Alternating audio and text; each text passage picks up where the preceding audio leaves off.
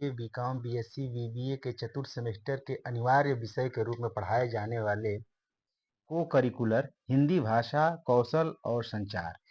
यह विगत परीक्षा में पूछा गया है, विश्वविद्यालय परीक्षा में। तो आप इसमें पहला आंसर देखिए।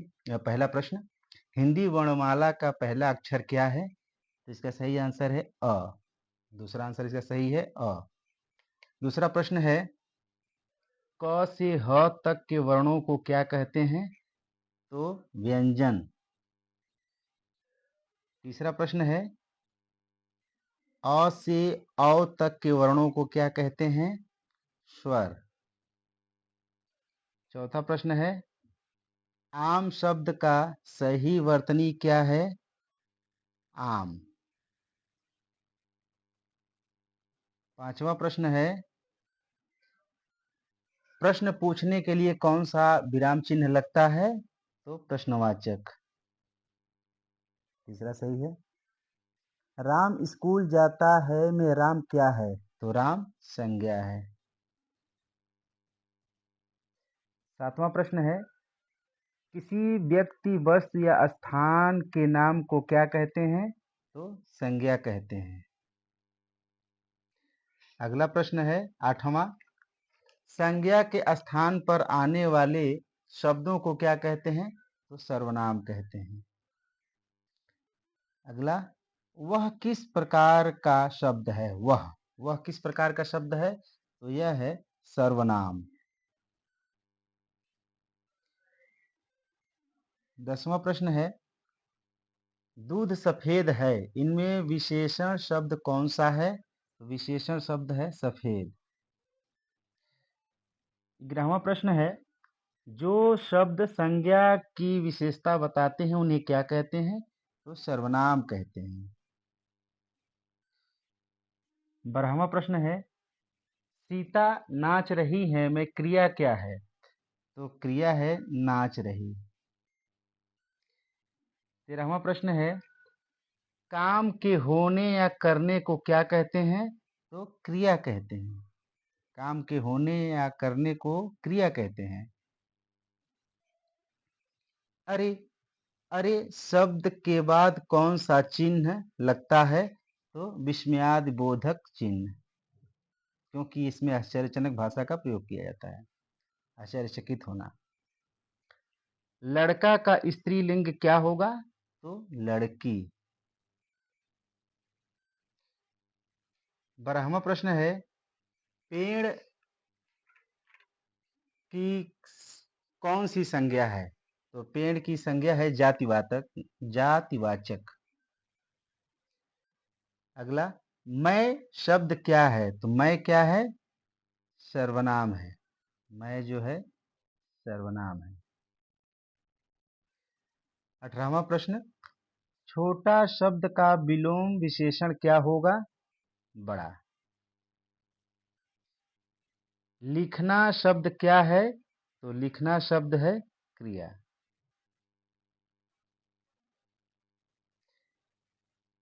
अगला प्रश्न, धीरे धीरे शब्द क्या है? तो क्रिया विशेषण।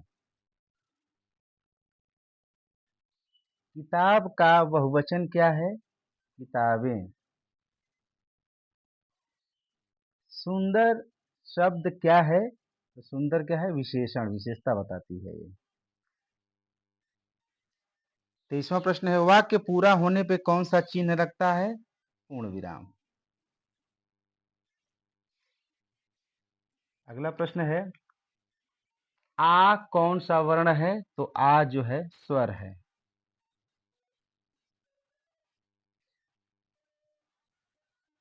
तुम क्या है? तुम क्या है? तो तुम जो है शब्द सर्वनाम है। 26वां प्रश्न, सूर्य का पर्यायवाची शब्द क्या है? सूरज। पानी शब्द का पर्यायवाची क्या है? जल। दिन का विलोम क्या है? दिन का विलोम रात होगा। बड़ा शब्द का विलोम क्या है? तो बड़ा शब्द का छोटा। आकाश का पर्यायवाची क्या है? तो आकाश का पर्यायवाची है गगन। आना शब्द का विलोम क्या है? तो आना शब्द का विलोम है जाना। अगला प्रश्न, अंक शब्द का एक अर्थ संख्या है तो दूसरा क्या है? अंक मतलब गोंद का दूसरा अर्थ जो होता है वो गोंद। हार का एक अर्थ है पराजय तो दूसरा क्या है? तो माला। पहला हार का मतलब पराजय होता है, दूसरा हार का मतलब होता है माला। अगला प्रश्न, जो पढ़ाता है उसे क्या कहते हैं? जो पढ़ाता है उसे शिक्षक कहते हैं। जो खेती करता है उसे क्या कहते हैं? किसान कहते हैं।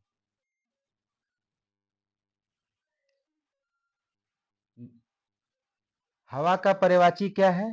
पवन। सच शब्द का विलोम क्या है? तो झूठ। नया शब्द का विलोम क्या है? तो पुराना। कमल का पर्यायवाची क्या है? पंकज।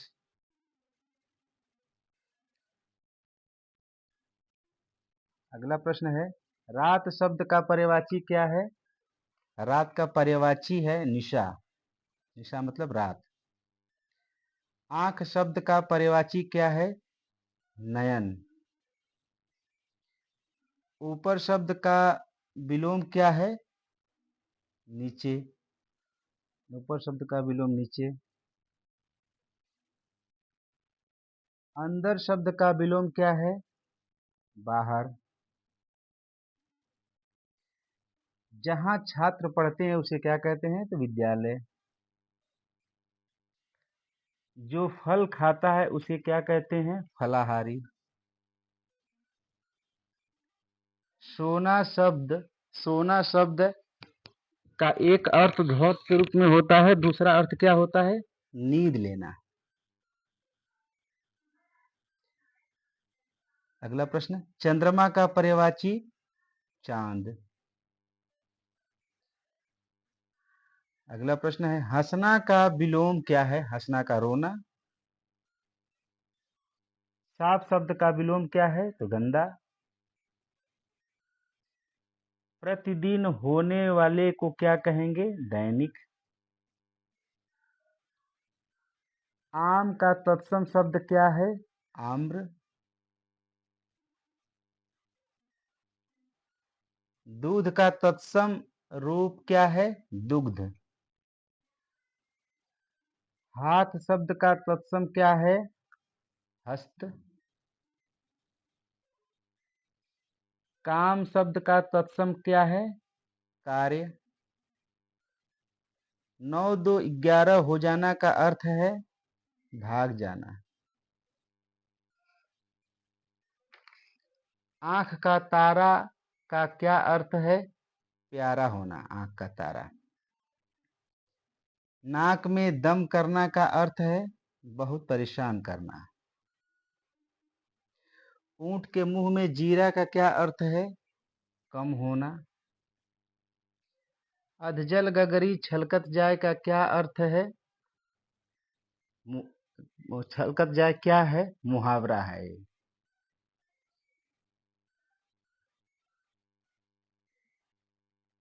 लालच बुरी वाला है क्या है?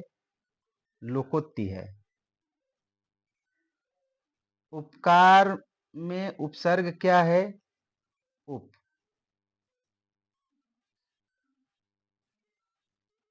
अधर्म शब्द में उपसर्ग क्या है?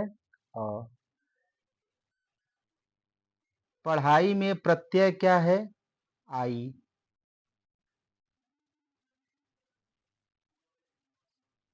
सुंदरता में प्रत्यय क्या है? ता। अनपढ़ में उपसर्ग क्या है? अन। लिखावट शब्द में प्रत्यय है वट। लिखावट में वट प्रत्यय, प्रत्यय बाद में लगता है, उपसर्ग पहले लगता है। कान भरना मुहावरे का अर्थ है चुगली करना।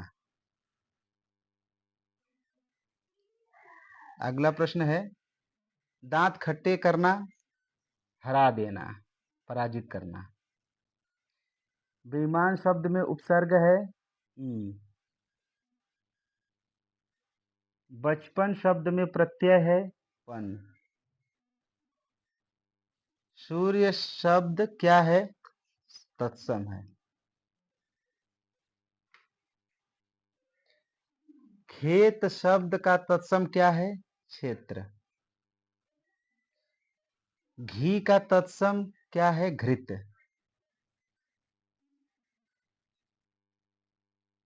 कमर कसना मुहावरे का अर्थ क्या है? कमर कसना मतलब तैयार होना। फूले न समाना का अर्थ है बहुत खुश होना।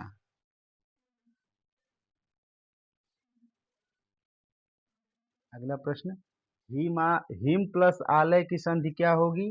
हिमालय। विद्यार्थी का संधि विच्छेद क्या होगा? विद्या प्लस अर्थी। अगला प्रश्न, सूर्य प्लस उदय की संधि क्या होगी? सूर्योदय। अगला, सदा प्लस एव की संधि क्या होगी? सदैव। अगला प्रश्न है, माता पिता में कौन सा समास है? द्वंद्व समास। चौराहा में कौन सा समास है? द्विगु समास। नील कमल में समास है कर्मधारय समास। राजा रानी के बीच चिन्ह डैश क्या समझाता है? द्वंद्व समास। अगला प्रश्न, कविता पढ़कर जो आनंद मिलता है उसे क्या कहते हैं? रस। श्रृंगार रस का संबंध किससे है? प्रेम से। वीर रस का स्थायी भाव क्या है? उत्साह।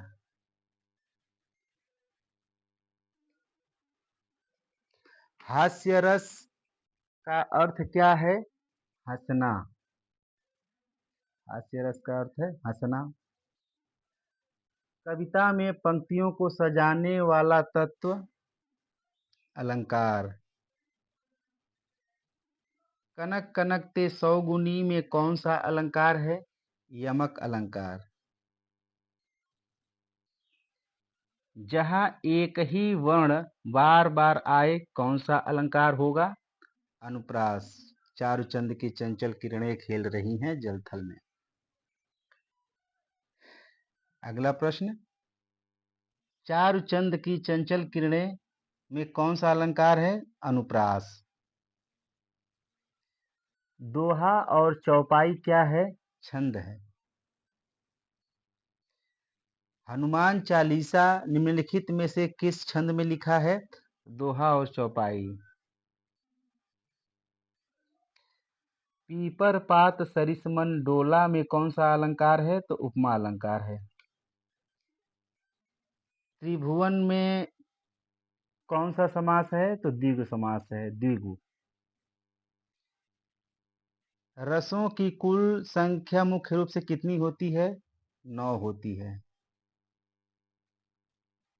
97% देखिए, शांत रस का स्थायी भाव क्या है? शांति। उप प्लस हार मिलकर क्या बनेगा? उपहार। सु प्लस पुत्र मिलकर क्या बनेगा? सुपुत्र। यथाशक्ति में कौन सा समास है? अव्ययी भाव। तो ये रहा अभी तक हिंदी भाषा कौशल एवं संचार से संबंधित प्रश्न और उसके सॉल्व पेपर। आगे हम फिर किसी टॉपिक पे मिलेंगे।